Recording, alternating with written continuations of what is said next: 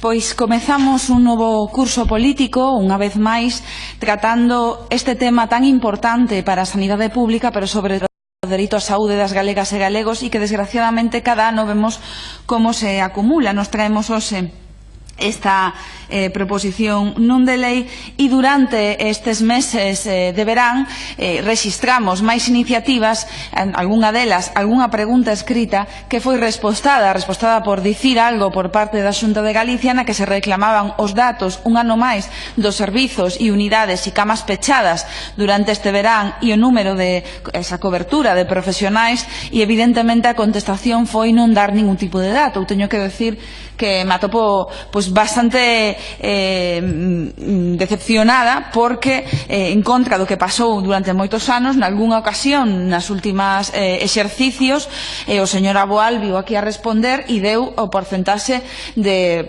profesionais cubertos nalgúnas categorías, que é certo que non respondeu todo o que lle pedimos.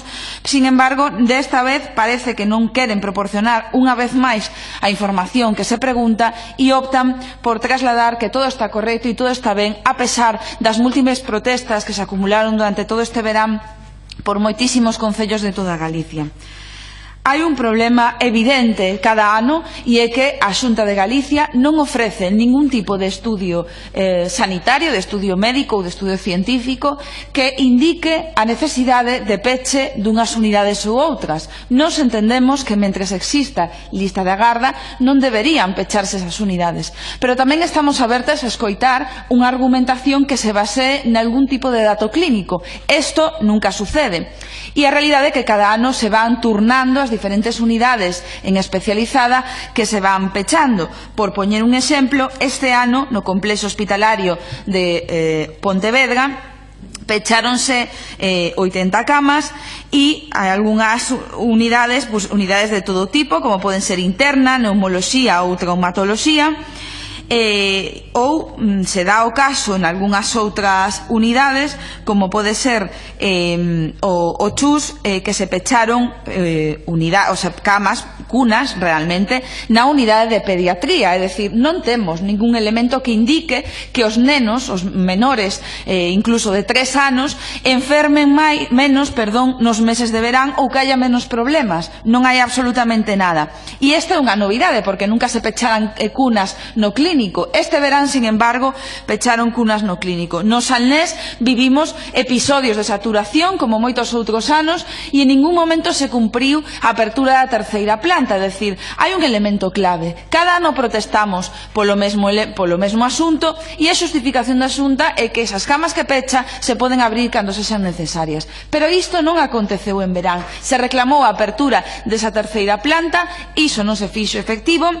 Aconteceu o mesmo no Chuac, pecháronse 176 camas e se viviron momentos de doentes agolpados nos pasillos, como xa acontece en inverno, pero en moitos veráns, que acabaron en moitos medios de comunicación, incluso con vídeos gravados polos propios doentes, de como estaba a xente amoreada nos corredores, a pesar de existir camas pechadas, e lembro unha vez máis, 2 plantas pechadas de maneira estrutural, tanto no materno como no Avente e Lago. No caso do CHUS tamén se pecharon 112 camas en Conxo, é dicir, non hai unha relación entre as especialidades que se pechan e ningunha indicación clínica. No caso de Vigo, 215 camas en xullo pechadas no Chubi, e varias decenas de persoas amoreadas nos corredores de urxencias sen cama. Isto acontece todo o verán e non hai ningunha xustificación que poda amparar esta situación. Pero nós defendemos que non só acontece no caso das unidades de hospitalización. Hai que lembrar que en torno ao 50% das ausencias das e dos fisioterapeutas non se cubren no noso país.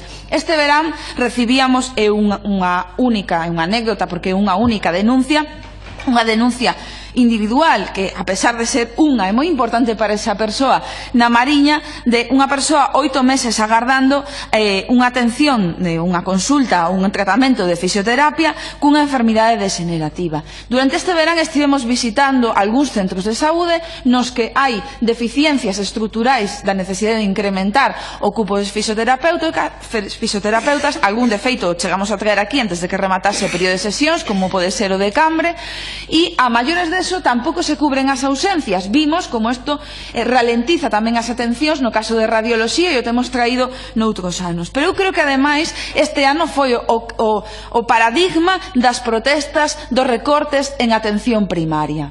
Porque, por unha banda, partimos dunha deficiencia básica de pediatras nos centros de saúde sin que se tomase ningún tipo de medida por parte da Xunta de Galicia. Non foi hasta xuño, que ademais se trasladou nesta comisión, non recordo ahora cal foi a sesión, que se anunciou unha medida, e a única medida que se anunciou foi a reordenación dos pediatras xa existentes. É dicir, a pesar das denuncias durante anos, non só aquí, sino por parte das centrais sindicais e, evidentemente, da propia comunidade científica e profesional, de que cada vez había menos profesionais, non se tomou ningunha medida. Tampouco se están a dar unha cobertura correcta dos médicos e médicas de atención primaria, e isto o levamos vendo nos últimos anos como se fai de maneira, cun eufemismo, que é a autocobertura, é dicir, os profesionais teñen que asumir o cupo dos compañeros e compañeras nos centros de saúde. Se fomenta a existencia dunha lista de espera a todas luces inasumible para un elemento que ten que ser rápido, que ten que ser de primeira asistencia, que é a atención primaria, as urxencias de atención primaria, precisamente para evitar, como temos discutido en moitas ocasións, que esas urxencias ou que eses problemas se trasladen ás unidades os servizos de urxencias de atención especializada. Pero, sin embargo, seguimos nesta situación. E, evidentemente, o que ten que ver cos PAC. E non só polo que aconteceu no PAC de Estrada, por ese falecemento desa doente que, insistimos unha vez máis, e que levamos anos dicindo que hai moitos puntos de atención continuada no noso país que contan con un único equipo que habitualmente está ocupado saindo as saídas en ambulancia, e que podería acontecer unha e 100 veces que se dese un problema como este e non estivesen os equipos presentes, porque están traballando noutra urxencia.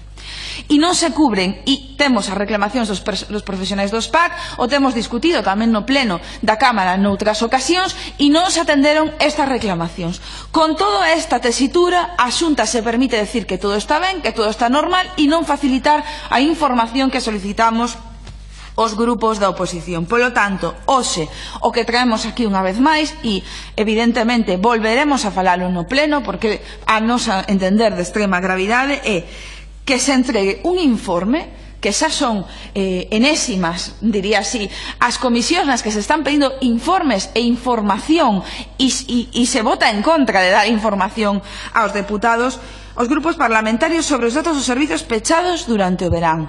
Cales son, cantos son, que profesionais se cubriron, ou que entenda a Consellería que ten que trasladar. Xa non estamos pedindo nada concreto.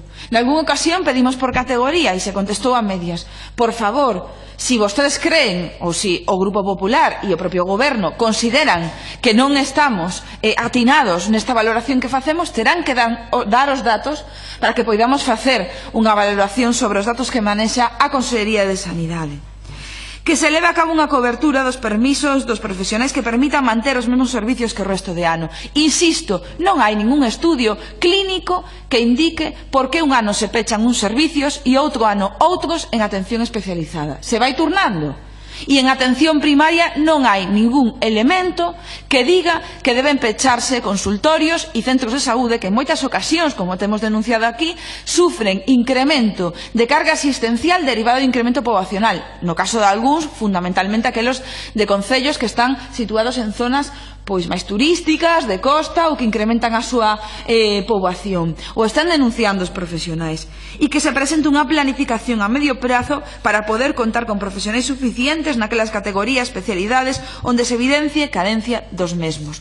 Nunca, dende o noso grupo, entendimos que a solución á carencia de profesionais en algunhas categorías iba a ser inmediata, ipso facto. O problema é que nunca se presentou ningún plan, nin a medio nin a longo prazo, e as veces que propusemos dende os diferentes grupos da oposición algún tipo de medida para intentar propoñer posibles solucións, rexeitáronse e mesmo en algunha ocasión ridiculizáronse nesta mesma comisión.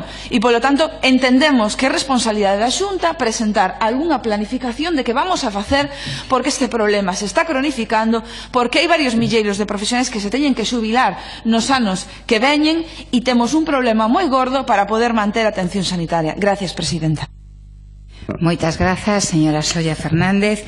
Polo Grupo Emendante do Bloque Nacionalista Galego, señora Prado Cores, ten vostede a palabra. Grazas, presidenta. Pois, efectivamente, por moito que o Partido Popular